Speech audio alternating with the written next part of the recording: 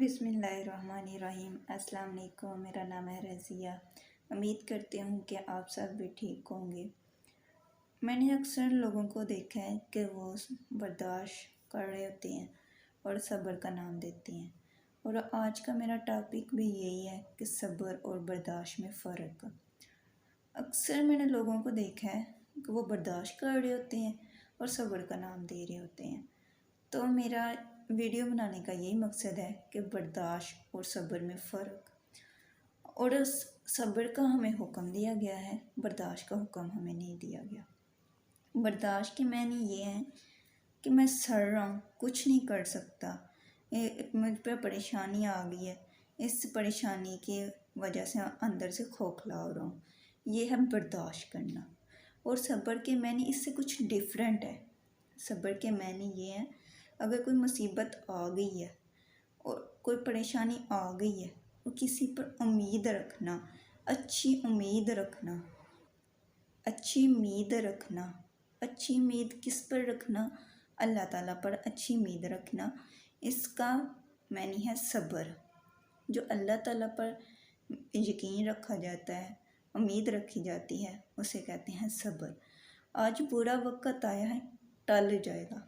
अगर कोई परेशानी आई है तो टल जाएगी। अगर आज मुझ पर मुसीबत आई है तो टल जाएगी। कि अल्लाह ताला पर यकीन रखना कि अगर मुझे परेशानी आई है तो मेरा रब मेरे साथ है। अगर मुझे कोई तकलीफ़ आई है तो मेरा रब मेरे साथ है।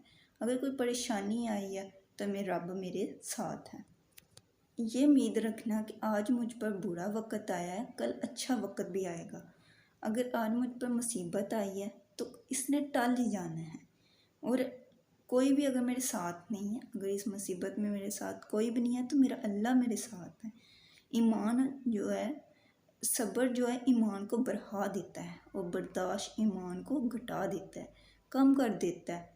कि ये अगर किसी मिसाल के तौर पर एक बर्तन है, जब वो खड़कता है तो उसके अंदर जो भी हो वो बाहर निकल आता है, मगर उसमें मोहब्बत भी हो तो बाहर निकल आती है, अगर जहर हो तो तब भी बाहर निकल आती है।